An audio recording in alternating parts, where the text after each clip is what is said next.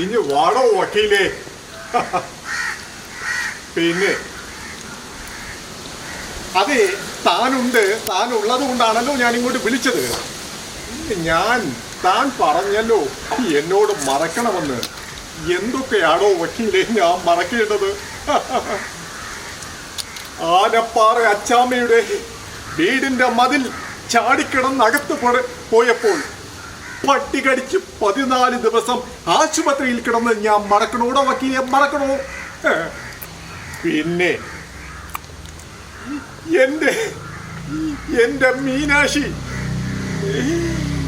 എന്റെ കൈ പിടിച്ചു വലിച്ചുകൊണ്ട് ആനപ്പാറയിലെ അച്ചാമ്മയെ കുറിച്ച് ചോദിച്ച് എന്റെ ചെകിട്ടത്തടിച്ചത് ഞാൻ മറക്കണോടോ വക്കീലെ, ഞാൻ മറക്കണോ? പിന്നെ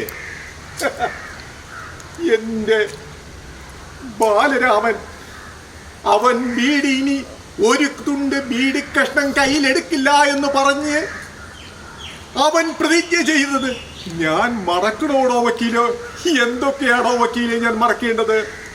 എന്റെ കൈസറിന് ശേഷം ഒരു പട്ടിക്കുട്ടി ഈ വീട്ടിലൂടെ ഓടിക്കളിച്ച് നടക്കുന്നത് താൻ എന്തെങ്കിലും കണ്ടിട്ടുണ്ടോടോ?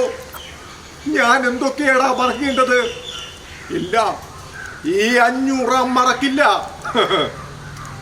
ആനപ്പാറയിലെ അച്ചമ്മയും മക്കളെയും അമ്യൂസ്മെന്റ് പാർക്കിന്റെ കുളത്തിൽ തള്ളിയിട്ട് ചവിട്ടി താഴ്ത്തിയിട്ട് ഈ 500 ചിത പട്ടടക്കി വയ്ക്കുള്ളൂ. താൻ ഓർത്തോ?